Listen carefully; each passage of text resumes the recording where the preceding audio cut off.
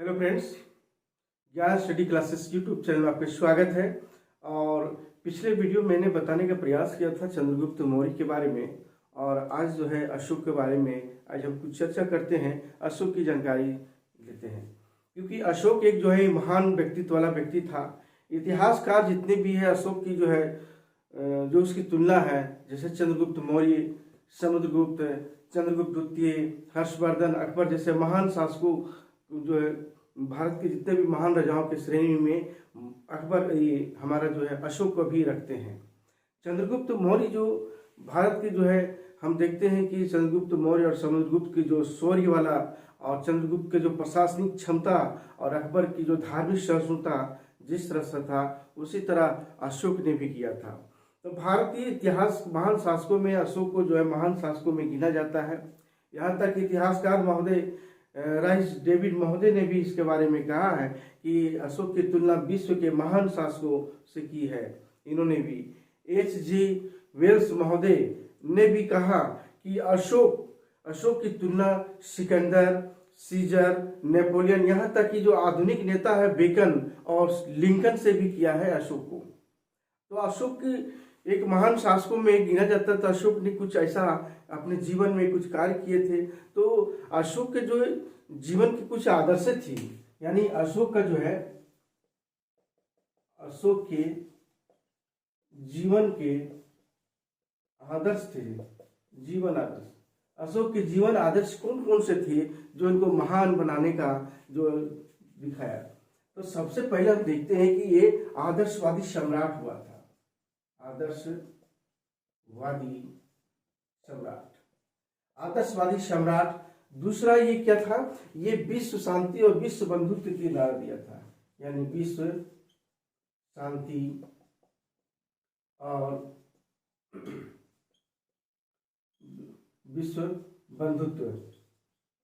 विश्व बंधुत्व का इन्होंने कार्य किया था। और इसमें एक और है, तीसरा जो है नैतिक समाज की स्थापना, जो है नैतिक समाज की स्थापना किया था अपने राज्य में। और एक और इसमें क्या है कि यह एक पवित्र, एक नैतिक सदाचारी जीवन जीने के लिए एक क्या है, एक हमारा इसमें जो है पवित्र नैतिक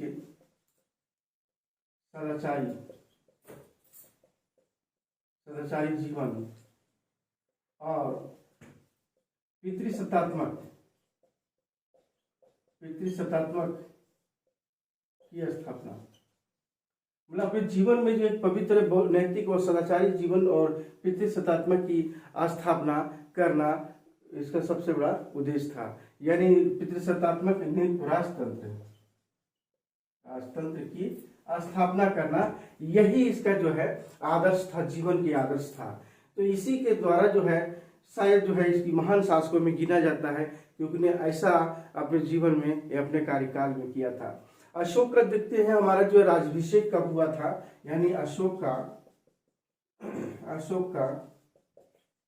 राज्याभिषेक, अशोक का जो राज्याभिषेक जो हुआ था वह है हमारा कितना 273 ईसा पूर्व में, 273 ईसा पूर्व में हुआ था।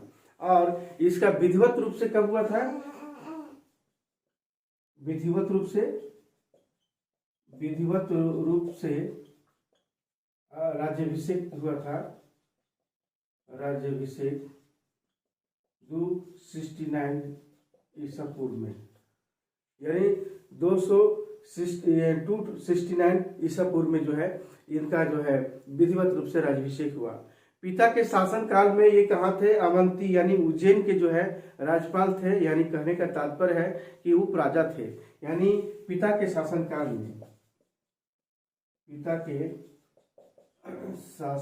काल में अवंती यानी उज्जैन का राज्यपाल अर्थात जो है उपराजा था। इन्होंने जो है अपने पिता के साथ अपने बौद्ध ग्रंथों में इन्हें क्या कहा जाता है? बौद्ध ग्रंथों में से बहुत सारे नाम से जाना जाता है। जैसे बौद्ध ग्रंथों में बौद्ध ग्रंथों में इसे बौद्ध ग्रंथों में इसे क्या कहा जाता है, इसे बौद्ध होने से पूर्व यानी चंडाशोक कहा जाता है। बौद्ध ग्रंथ में इसे यानी बौद्ध होने से पूर्व इसे क्या कहा जाता है, चंडाशोक। यानी बौद्ध धर्म नहीं अपनाए थे, यानी बौद्ध धर्म से पहले जो है चंडाशोक के नाम से जाना जाता था इसे। पुराणों में इसे क्या कहा गया, इसे पुराणों में इसे क्या कहा गया है, अशोक वर्धन। क्या है, अशोक वर्धन कहा गया है इसे। इसके बाद हम देखते हैं कि गुर्जरा और मस्की में, यानी मस्की और गुर्जरा, ये गुर्जरा अभिलेख है।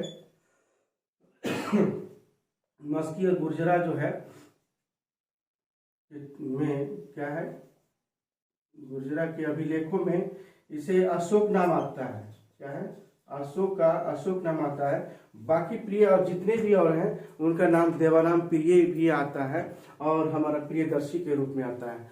तो ये मस्की और ये गुर्जरा में भी जो है आता है, ये हमारा एमपी में पड़ता है। तो इस तरह से देखते हैं कि दिव्यावदान में भी क्या कहा गया है, इसकी माँ को जो है सुभद्रांगी कहा गया है, यानी सुभद्रांगी इसकी माँ का नाम बताया गया है। यानी दिव्यावदान में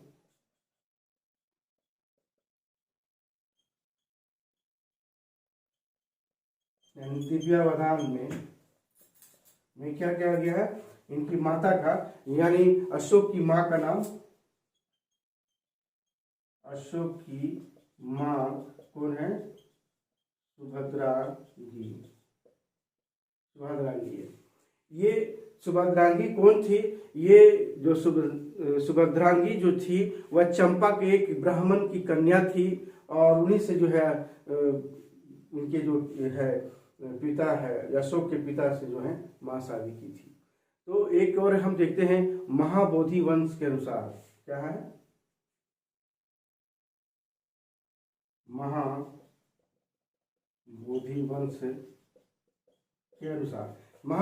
वंश के अनुसार हम देखते हैं, इस ग्रंथ के अनुसार क्या है, इसमें जो दिया है अशोक की पत्नी, क्या है, अशोक की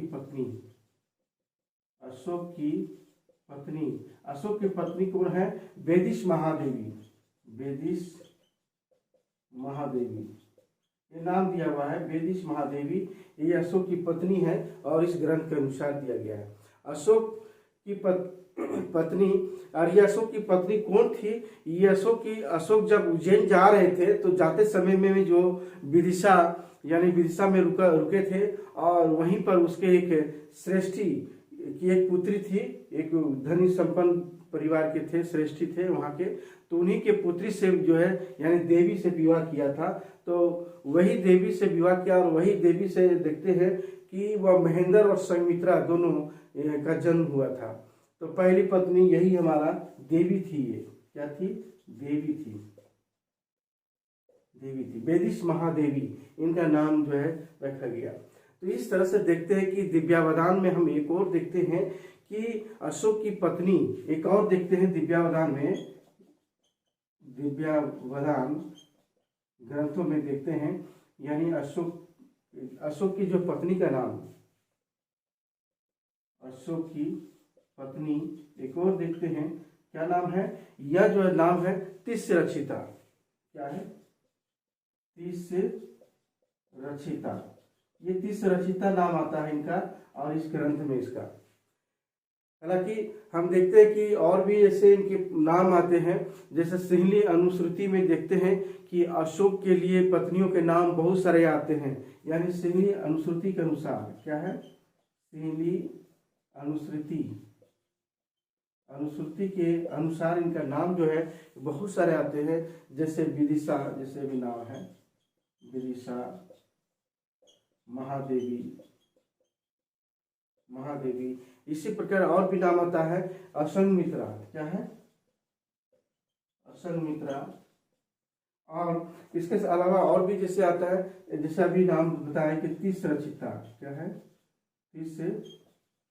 तिस्रक्षिता, और इसके अलावा और देखते हैं पद्मावती, पद्मावती आता है नाम, और एक और आता है कारुवाकी। कारुवाकी, तो कारुवाकी भी जो है इनका लेखों में नाम जो है मिलता है, और इस तरह से इनका सिंहली अनुश्रुति में इनकी पत्नियों के नाम आता है। तो इस तरह से देखते हैं कि हम ये इनके बारे में अगला हम देखते हैं, सिंहली अनुश्रुति में देखते हैं, नोट करते जाएंगे।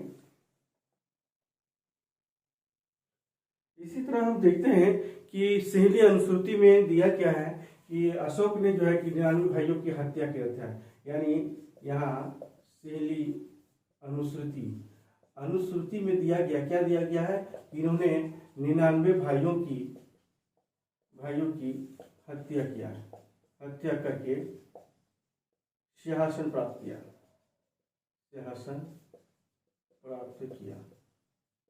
उसी तरह देखते हैं ये सिंहली अनुश्रुति में ऐसा दिया गया है, लेकिन महावंश में क्या दिया गया है,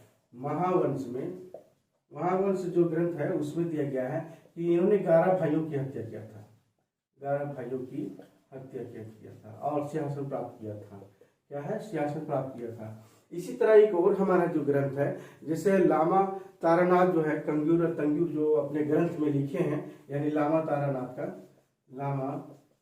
तारानाथ जो उनके ग्रंथ है, तंग्यूर और खंग्यूर है, तो उस ग्रंथ में क्या इन्होंने लिखा है कि 6 भाइयों की हत्या कर शासक बने थे। यानी 6 भाइयों की हत्या कर शासक बने थे, इन्होंने इस ग्रंथ में ऐसा लिखा। लेकिन देखते हैं, हालांकि हम देखते हैं कि 99 भाइयों की हत्या की बात प्रामाणिक नहीं दिखती है, क्योंकि अशोक जो है, अशोक के 5वें अभिलेख में भी अशोक के जीवित भाइयों का भी, परिवार का भी सारा उल्लेख मिलता है। उनका अभिलेख में, अभिलेख की साक्षी में हम अशोक के जो देखते हैं कि शासन के 13वें, अशोक के जो 13वें वर्ष में, अशोक के जब गद्दी पर बैठे तो 13वें वर्ष में अशोक ने जो है अनेक अपने भाई बहन उनके जीवित होने का जो है अभिलेखीय साक्ष्य मिलता है। जो साम्राज्य के विभिन्न भागों में निवास करते थे, सभी अपने अपने उनके भाई बहन सब थे। कुछ उनके भाई जो विभिन्न प्रदेशों के जो है वायसराय भी बने हुए थे। तो इस तरह से ऐसा नहीं लगता है, लेकिन राजगद्दी प्राप्त होने के बाद जो है अशोक ने अपनी आंतरिक स्थिति शायद सुदृढ़ करने में शायद जो है 4 वर्ष का समय लगा हुआ। इसी कारण जो है विधिवत रूप से जो है इनका सिद्ध 269 ईस्वी में हुआ था, ऐसा लगता है। क्योंकि बिंदुसार की मृत्यु से पहले हम देखते हैं कि अपने बड़े पुत्र सुसीम को जो है उत्तराधिकारी नियुक्त जरूर किया था, लेकिन उसके जो महामंत्री थे राधागुप्त थे, वह राधागुप्त ने अशोक का पक्ष लिया, और इस तरह से अशोक ने जो अपने राज्याभिषेक के 8वें वर्ष में कलिंग पर आक्रमण किया था। कहने का मतलब हुआ कि राधागुप्त जो थे महामंत्री, वही महामंत्री के द्वारा जो है यानी अशोक का जो राज्याभिषेक होता है। और इसके बाद हम देखते हैं कि अशोक ने जो अपने राज्याभिषेक के जो है 8वें वर्ष में, यानी राज्याभिषेक के 8वें वर्ष में कलिंग पर आक्रमण किया था। क्या है, कलिंग पर आक्रमण किया। कलिंग मतलब उड़ीसा, यानी उड़ीसा। तो ये उड़ीसा जो है, इस पर जो है हमारा जो है आक्रमण किया था। क्यों आक्रमण किया था, क्या कारण था इसमें कि कलिंग पर? क्योंकि ये तो साम्राज्य विस्तार तो था ही, लेकिन इसमें अशोक ने जो है इसका यही निकलता है 13वें शिलालेख में। इसका 13वें शिलालेख में क्या आता है कि युद्ध के परिणामों को उल्लेख है। इसका एक और हम देखते हैं कि युद्ध के परिणामों का उल्लेख है। युद्ध के परिणामों का जो है उल्लेख कहाँ आता है, 13वें शिलालेख में। 13वें शिलालेख में पता चलता है कि ये जो आक्रमण किए थे तो उसमें कितने लोग जो है मारे गए थे। तो इस तरह से अपने देखते हैं। एक और हम देखते हैं कि कलिंग पर जो अधीनस्थ कलिंग जो था, वो कलिंग की जो 2 राजधानियां थी, एक हमारी थी जो है, यानी कलिंग में 2 अधीनस्थ प्रशासनिक केंद्र था। कलिंग में 2 अधीनस्थ प्रशासनिक केंद्र था। अब ये केंद्र कौन था? एक हमारा देखते हैं उत्तरी, यानी उत्तरी केंद्र, क्या है, उत्तरी केंद्र। और इसकी राजधानी कहाँ है, इसकी राजधानी ये हमारा क्या है, तोसली, तोसली और तोसली है। और दूसरा हमारा है यानी दक्षिणी, क्या है, दक्षिणी केंद्र, जिसका राजधानी कहाँ है, दक्षिणी केंद्र, राजधानी कहाँ है, जोगढ़, क्या है, जोगढ़ है। तो सबसे पहले देखते हैं कि यहाँ पर जो है आक्रमण करने का बहुत सारा इसमें रीजन बताया जाता है लगता है, लेकिन इसमें 13वें जो शिलालेख में दिया गया है इसमें 1 लाख व्यक्ति मारे गए थे और लगभग 1.5 लाख व्यक्ति गिरफ्तार या बंदी बनाए गए थे। यानी इसमें दिया है कलिंग युद्ध के बाद जो है दिव्यावदान के अनुसार जो है अशोक ने बौद्ध धर्म अपनाया था। यानी इसमें क्या था, अशोक ने,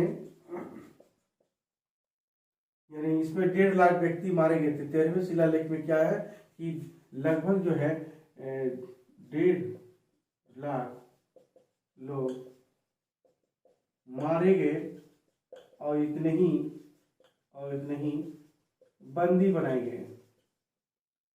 इस तरह से कहा जाता है कि जब वो युद्ध के मैदान को देखा तो उन्हें हृदय परिवर्तन हुआ था। तो अशोक ने जो है ये क्या किया कि अशोक जो है बौद्ध धर्म अपनाया। यानी कलिंग युद्ध के बाद, यानी अशोक का कलिंग युद्ध के बाद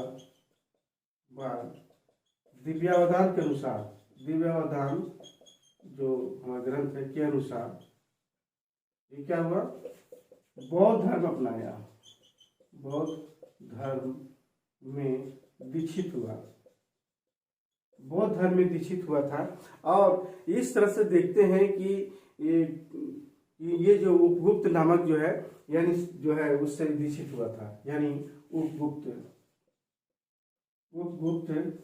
भिक्षु से दीक्षित हुआ था, उन्हीं जो है दिया था। लेकिन एक जो हमारा जो है दिया गया कि महावंश और दीपवंश में अशोक का जो है एक न्यूग्रोथ नामक 7 वर्षीय बालक ही जो है उन्हें जो दिया गया था, दीक्षा दिया गया था। तो इस तरह से देखते हैं, लेकिन उपगुप्त भिक्षु से दीक्षित हुआ था। इस तरह से देखते हैं कि सबसे पहले हम देखते हैं कि आक्रमण क्यों किया गया था। क्योंकि कलिंग पर जो है, कलिंग क्या है, यानी कलिंग जो है वह है हाथियों का जो है यह सबसे बड़ा जमावड़ा था। क्योंकि हाथियों के लिए प्रसिद्ध था, हाथियों के लिए क्या था, हाथियों के लिए प्रसिद्ध था। पहला कारण कि हाथियों के लिए प्रसिद्ध था ये हमारा उड़ीसा। और दूसरा क्या था कि इसमें जो है इसे प्राप्त करने के लिए, यानी हाथियों के लिए प्रसिद्ध था, इसे प्राप्त करने के लिए अशोक ने आक्रमण किया। पहला जो है ये कौटिल्य महोदय बताते हैं, क्या है, कौटिल्य महोदय, कौटिल्य के अनुसार, यानी कौटिल्य के जो है अनुसार बताते हैं। इसी तरह एक प्लिनी महोदय है, तो प्लिनी बताते हैं कि क्या कारण था इसमें। कलिंग क्या था, यानी कलिंग यानी व्यापार वाणिज्य का केंद्र था। क्या था, केंद्र था, इस जगह व्यापार वाणिज्य के लिए प्रसिद्ध था, इसीलिए जो आक्रमण किया था।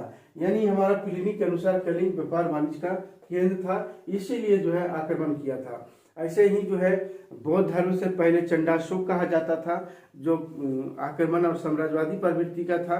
लेकिन जैसे ही जो है इस कलिंग का पर आक्रमण किया और इतने व्यक्ति मारे गए और बंदी बनाए गए, इससे उनका हृदय विवल हो गया और उन्होंने जो है बौद्ध धर्म में दीक्षित हुआ। बौद्ध धर्म में दीक्षित होने के बाद जो है इनका हृदय परिवर्तन हुआ और अपने राज्य की कल्याण करने के लिए सारा जो है कार्य करना प्रारंभ किया।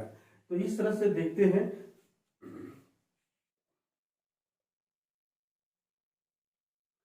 तो इस तरह से देखते हैं कि अशोक की जो है अशोक की मृत्यु के बाद, यानी 236 ईसा पूर्व में जब इनकी मृत्यु हुई, तो मृत्यु के बाद देखते हैं कि कश्मीर के क्षेत्र यानी जालों के अंतर्गत जो है ये स्वतंत्र हो गया। संपूर्ण उत्तर पश्चिम का जो क्षेत्र था इनका वह इंडो ग्रीक के शासन में आ गया। यहाँ तक कि संपूर्ण विंध्य क्षेत्र का जितना भी वो भी क्षेत्र जो है इनसे निकल गया। यहाँ तक कि वहाँ सातवाहन सत्ता की स्थापना हुई, यानी सातवाहन वंश की स्थापना हुई थी विंध्य क्षेत्र में।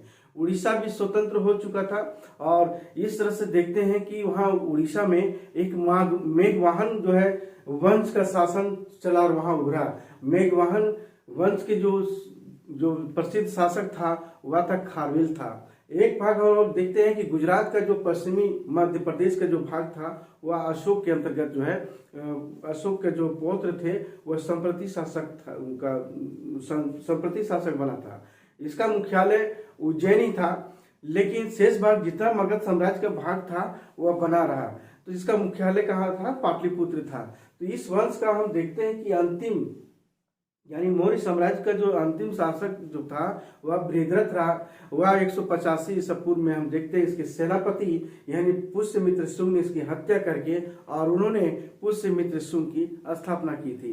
तो हम देखते हैं कि अशोक के जो पूर्वी भाग है, यानी ये पूर्वी भाग और एक क्या है पश्चिमी भाग, यानी सभी क्षेत्रों में क्या हुआ कि बट गया। अशोक की मृत्यु के बाद जो है यानी ये बट गया और सभी क्षेत्रों में अपने वंश के रूप में उभरने प्रारंभ हो गए। तो देखते हैं कि सबसे इसकी जो था हमारा पूर्वी भाग का जो क्षेत्र था वह क्या था? पाटलिपुत्र और था हमारा क्या था? ये पाटलिपुत्र और एक हमारा कश्मीर यानी कश्मीर, दोनों एक अलग अलग रूप में हो गया, मुख्यालय बन गया। तो कश्मीर में जो है ये दशरथ का शासन हो गया, दशरथ का शासन हो गया। उसी तरह कश्मीर में जो था वह जालौक का अपना शासन करने लगा। इसी तरह हम देखते हैं कि पश्चिमी भाग में जो है बहुत सारे से थे, जैसे इसका केंद्र कहाँ था? उज्जैन था। उज्जैन इसका केंद्र था और उज्जैन में जो करने लगे तो इनका जो शासक है वह है कुणाल। क्या है? कुणाल। उसके बाद संप्रति। तो इस तरह से देखते हैं कि सभी अपने अपने शासन जो है सभी क्षेत्रों में अपने स्वतंत्र करना प्रारंभ किया था। ये संप्रति जैन धर्म को अपनाए थे, ये जैन को अपनाए थे। दशरथ तो आजीवक संप्रदाय का ही था ही। क्या थे? ये आजीवक संप्रदाय के मानने वाले थे। तो इस तरह से देखते हैं कि अशोक के जो है मरने के बाद यानी 236 ईसा पूर्व के बाद, क्योंकि इसमें 10 शासक हुए सभी और 10 शासकों ने जो है अंतिम जो है कौन था? अंतिम शासक जो था बृहद्रथ था। अंतिम यही बृहद्रथ था जो पुष्यमित्र शुंग ने हत्या करके शुंग वंश की स्थापना किया था। अगला हम देखते हैं कि अशोक का धर्म क्या था? अशोक का धर्म जो है कोई धर्म नहीं था, वह नैतिक आचरणों का संग्रह था। इसमें सभी धर्मों की जो है अच्छी बातें जो है ली गई थी। बौद्ध धर्म से ही अलग था, लेकिन बौद्ध धर्म का प्रभाव उसमें था। इस समय ना उपासना थी इस धर्म में, ना मंदिर पूजा होती थी, ना मूर्ति पूजा होती, ना संघ कोई व्यवस्था, कोई चीज ऐसा नहीं था इसमें अहिंसा और सत्यवादिता पर बल दिया गया। क्या है? अशोक का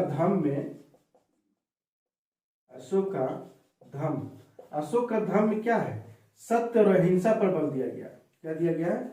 इसमें सत्य और अहिंसा पर बल दिया गया है इसमें, यानी बल दिया गया। तो इस तरह से देखते हैं कि इसमें यहाँ पर जो है सत्यवादिता पर जोर दिया गया। और क्या है? सत्यवादिता, धर्म और अहिंसा पर बल दिया गया और इसमें सत्यवादिता पर भी किया गया,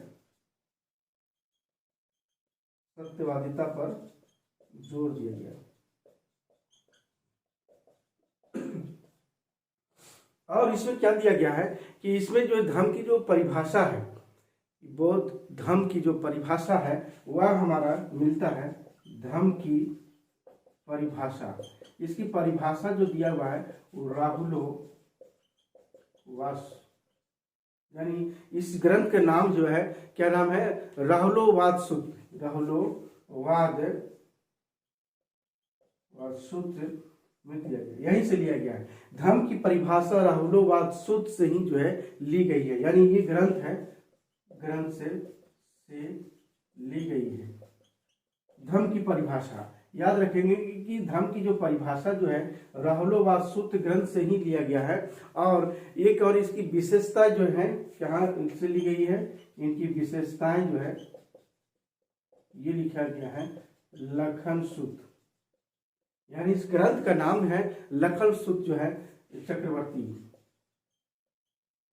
यानी लखन सूत्र चक्रवर्ती नामक बौद्ध ग्रंथ से ली गई है। ये क्या है, बौद्ध ग्रंथ है, ये भी क्या है, बौद्ध ग्रंथ से ली गई है। यानी इसकी जो विशेषता है जो है वो भी लखन सूत्र जो है चक्रवर्ती बौद्ध ग्रंथ से ली गई है। इस तरह से देखते हैं कि रोमिला थापर ने क्या है, रोमिला थापर राजनीति से प्रेरित बताया। इसमें क्या है, रोमिला थापर जो है, रोमिला थापर इसे धर्म को, इसे राजनीति बताया, क्या है, इसे राजनीति से प्रेरित बताया, राजनीति से प्रेरित बताया है। तो इस तरह से जो है हम देखते हैं कि रोमिला थापर ने ये कहा। इसके आगे हम देखते हैं कि बौद्ध धर्म में जो है बहुत सारे से चीजें थी जो बौद्ध धर्म में संघ जो है कुछ दोष आ चुके थे, क्योंकि बौद्ध धर्म में जब गौतम बुद्ध ने स्त्रियों को देने की बात नहीं कहा था, लेकिन महाप्रजापति और आनंद और उपाली के द्वारा जिस तरह से अरुणय विनय के द्वारा जिस तरह से दीक्षा दी गई और उन्होंने भविष्यवाणी किया था बुद्ध ने कि ये 500 वर्षों के बाद या संघ या जो है धर्म नहीं रहेगा, तो ये बात सच निकली कि ये आने वाला रोमिला, ये हमारा देखते हैं कि अशोक के बाद जो है अशोक के शासन काल में जो है बौद्ध धर्म में दोष आ चुके थे, संघ दूषित हो चुका था। अशोक ने जो है इसके दूषित जो हुआ था उसी अशोक ने संघ विभाजन को रोकने के लिए संघ भेद लिखवाया था। यानी बौद्ध संघ में क्या है, बौद्ध संघ में, बौद्ध संघ को विभाजन से रोकने के लिए, विभाजन को रोकने के लिए, यानी बौद्ध संघ को रोकने के लिए, यानी विभाजन को रोकने के लिए क्या क्या था, यानी इसमें जो किया गया था वह है, क्या नाम दिया गया था, संघ भेद, यानी संघ भेद, संघ भेद लेख लिखवाया, लिखवाया। यानी इन्होंने बौद्ध धर्म को विभाजन को रोकने के लिए उस संघ भेद लेख लिखवाया। और इसमें और भी दिया हुआ है कि इसे बौद्ध तीर्थ, यानी ये जो है अशोक जो था बौद्ध तीर्थ स्थल की यात्रा किया था, यानी बौद्धों का जो तीर्थ स्थल है वहां यात्रा किया था। तो हम देखते हैं कि बौद्धों का जो है बौद्ध तीर्थ स्थलों की यात्रा किया था, यात्रा की। सबसे पहले देखते हैं कि यात्रा यानी 10वें वर्ष में, जब ये 10 वर्ष हो गए तब इन्होंने क्या था, बोध गया गए, यानी 10वें वर्ष में बोध गया गए, बोध गया गए। और यहाँ पर हम देखते हैं एक और है 14वें वर्ष में, यानी 14वें वर्ष में कहाँ गए, यानी 14वें वर्ष में जो दिया गया है निगली सागर, कनक मुनि है ना, निगली सागर गए, निगली सागर, जहाँ कनक मुनि यानी कश्यप, यानी इस समय जो है कनक मुनि का जो है जो था विद्वान, वहीं पर निगली सागर गए। तो यहाँ पर जो है निगली सागर में भी बहुत सारा कार्य किए। वहां पर देखते हैं कनक मुनि का जो स्तूप था, जो बुद्ध की जो स्तूप था उसको बड़ा किया। क्या किया, यानी निगली सागर कनक मुनि का स्तूप को जो है, यानी स्तूप को बड़ा किया और वहां पर और भी काम किया। और इस तरह से देखते हैं कि 20वें वर्ष में ये क्या होते हैं, 20वें वर्ष में, 20वें वर्ष में जो है कहाँ गए, लुम्बिनी गए, लुम्बिनी यानी जहाँ बुद्ध का जन्म हुआ था, और वहां गए और वहां पर एक क्या किए, शिला स्तंभ अपनाए, यानी शिला स्तंभ जो है लेख लिखवाए, वहीं पर लेख लिखवाए। यानी शिला स्तंभ की जो है स्थापना किया वहां पर। और वहां पर के जितनी जनता थे, जनताओं का वहां का जो टैक्स था वह जो घटा करके 1/8 कर दिया था। यानी 1/भाग जो है टैक्स, यानी टैक्स कर दिया था, जिसको अष्टभोक्ते के नाम से भी जाना जाता है। 1/8 भाग कर दिया था अशोक ने वहां के। तो इस तरह से तृतीय बौद्ध संगीति की तृतीय बौद्ध संगीति जो हुई थी वह अपने क्षेत्र में आयोजित किया था। इन्होंने धर्म प्रचार करने के लिए जो है महामात्यों की भी जो है नियुक्ति किया था। यानी जो है धर्म महामात्यों की नियुक्ति वह 13वें शिलालेख से ही जो है पता चलता है। तो इस तरह से देखते हैं कि जो जो लघु शिलालेख जो किए थे अशोक ने, तो भबरू एक शिलालेख है जो विराट राजस्थान में पड़ता है। इसमें अशोक जो है स्पष्ट रूप से बौद्ध धर्म और संघ का अभिवादन करता है। यानी किसमें मिलता है, यानी भबरू, भबरू यानी विराट, राजस्थान में है, राजस्थान में है। तो भबरू शिलालेख में क्या दिया गया है, शिलालेख में इसमें अशोक का स्पष्ट रूप से, यानी अशोक का स्पष्ट रूप से, यानी देखते हैं बौद्ध, बुद्ध धम्म और संघ क्या था। अशोक क्या करता है, संघ का अभिवादन करता है, अभिवादन करता है। ये क्वेश्चन जो है बड़ा डीप का है, पूछे जाते हैं क्वेश्चन जो है प्रतियोगिताओं परीक्षाओं में। और इस तरह से देखते हैं कि यह अभिवादन करता है। और अशोक कभी भी यानी अभिवादन करता है, लेकिन अशोक जो है उपासक ही रहा, क्योंकि बौद्ध धर्म में एक उपासक और उपासिका होता है, उपासक और उपासिका। यानी बौद्ध धर्म को अपनाते हुए यानी गृहस्थ जीवन रहते हुए, और जिसे पुरुष को बोलते हैं उपासक और स्त्री को बोलते हैं हम लोग उपासिका। यानी इस तरह से बौद्ध ग्रंथ में, और भिक्षु और भिक्षुणी तो आजीवन रहते ही हैं, तो उपासक ही रहा। यानी अशोक जो है जीवन भर जो है उपासक ही रहा, कभी बौद्ध भिक्षु या संघाध्यक्ष नहीं कभी रहा। और ये अशोक का जो धर्म है ये क्या है, 4 आर्य सत्य या जो अष्टांगिक मार्ग जो बौद्ध धर्म में है वो कभी विश्वास नहीं करता है। और वह निर्वाण के बदले क्या करता है, वह स्वर्ग की बात करता है। अशोक का जो व्यक्तिगत बौद्ध धर्म हो सकता है, लेकिन अशोक ने जो धर्म की जो परिभाषा दी है, वह उसका स्वरूप जो पेश किया है वह नैतिक आचरणों का संग्रह है। क्या है, वह है नैतिक आचरणों का, वह नैतिक आचरणों का संग्रह है यह धर्म क्या है, नैतिक आचरणों का संग्रह है, कल्याणकारी का है। तो इस तरह से देखते हैं कि अशोक ने जो है विशाल साम्राज्य में भिन्न भिन्न भाषा के लोग रहा करते होंगे, उस समय विभिन्न नस्ल के समुदाय के लोग रहा करते होंगे, क्योंकि उस समय थे अलग अलग थे। शायद जो है उन्हें एक मंच पर लाने के लिए या एक समन्वित करने के लिए एक योजना बनाई होगी, एक कार्यक्रम की आवश्यकता होगी, इसीलिए शायद जो है धर्म को जो है प्रारंभ करवाया था। तो अभी अपने अपने लेखों में जो है सभी जगह जितने भी इनके अभिलेखों में है सारी चीज दिए गए हैं, समाज कल्याण, लोगों के कल्याण, और यहाँ तक कि जो है धर्म की जो है घोष, रण घोष की जगह धर्म घोष सुनाई पड़ेगा। इस लेखों में लिखा गया कि आप कहीं भी युद्ध नहीं होगी, बल्कि धर्म की जो है प्रचार होगी, और इस तरह से कल्याणकारी कार्य करने की बात कही गई। या नैतिक मूल्यों का जो है क्या है, नैतिक आचरणों का संग्रह जो बना। इस तरह से हम देखते हैं कि अशोक जो है शर्मनों को के अलावा देखते हैं ब्राह्मणों को भी के प्रति भी जो है काफी आदर रखता था।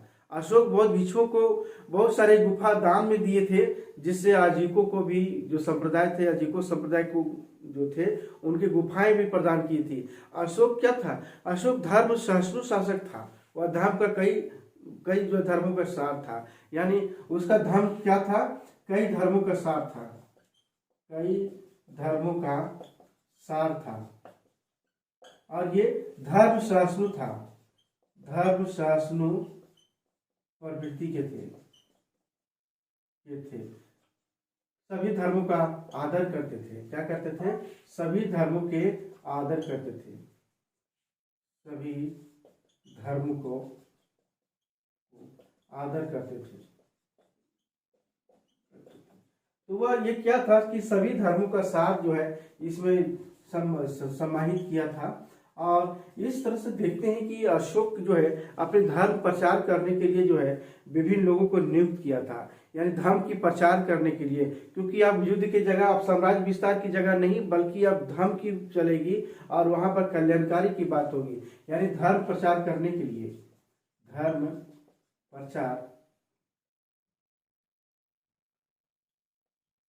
प्रचार के लिए लोगों को नियुक्त किया। इसमें धर्म महामात्रों को नियुक्त किया ही, और पहले तो कहीं दौरा पर लोग नहीं जाते थे, लेकिन अब 5-5 वर्षों में लोगों को धर्म महामात्रों को भेजा जाने लगा कि आप सभी जगह जो है अपना अभियान कार्यक्रम करें और सभी जगह जाए। तो इसी तरह युक्त रज्जु को प्रादेशिक, इसके अलावा कई महामात्रों का भी नियुक्ति किया। यहाँ तक कि धर्म प्रचार करने के लिए विभिन्न क्षेत्रों में जो किया गया, जैसे हम देखते हैं मजंती, क्या है, एक नाम है मजंती। ये मजंती को जो है यह कश्मीर के क्षेत्र में भेजा गया। क्या है? कश्मीर, यानी कश्मीर और गंधार का क्षेत्र है। क्या है? कश्मीर और गंधार का क्षेत्र इन्हें दिया गया। इसी तरह एक और नाम है इसका, महारक्षित। क्या है? महारक्षित को, ये क्वेश्चन थोड़ा सा याद रखेंगे कि कोई धर्म प्रचार करने के लिए कहाँ गया था, यानी ये था यवन देश। यवन देश। उसी प्रकार और हम देखते हैं मझिम। क्या है? मझिम। मझिम को जो भेजा गया था वह कहाँ था? हिमालय के तराई के क्षेत्रों में। हिमालय के क्षेत्रों में यहाँ पर भेजा गया था मझिम को। और हम देखते हैं कि धर्मरक्षित। क्या है? धर्मरक्षित। धर्मरक्षित को कहाँ गया था? इसको भी जो है अप्रांतक भेजा था। यानी कहाँ?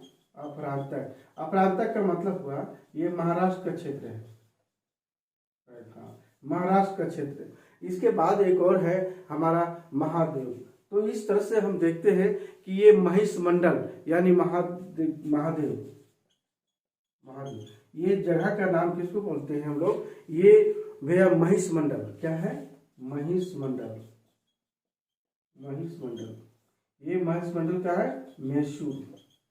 मैसूर को बोलते हैं। तो इन लोगों को जो भेजा गया था महादेव को, तो यह महिष मंडल यानी मैसूर जो भेजा गया था। उसी तरह रक्षित। क्या है? रक्षित, ये बनवासी भेजा गया था। क्या है? बनवासी। बनवासी, इसको बोलते हैं उत्तरी कन्नड़ की ओर। उत्तरी कन्नड़ की ओर बनवासी रक्षित को जो भेजा गया था। उसी तरह महाधर्म रक्षित। क्या है? महाधर्म रक्षित। महाधर्म रक्षित को जो भेजा गया था वो कहाँ भेजा गया था? महाराष्ट्र। ये कहा था? महाराष्ट्र। उसी तरह हम देखते हैं एक और नाम आता है सोन और उत्तरा। ये सोन उत्तरा स्वर्ण भूमि था। सोन और उत्तरा को भेजा गया था स्वर्ण भूमि। इसी तरह एक और नाम है हमारा महेंद्र संघमित्रा।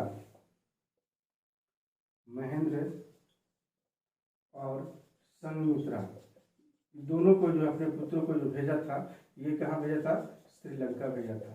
तो इस तरह से देखें कि आज जो है अशोक का जो धर्म। तो आज के क्लास यहीं समाप्त करते हैं।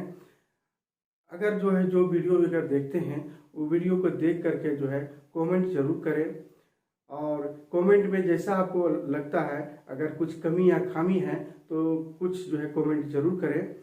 आज क्लास यहीं समाप्त करते हैं।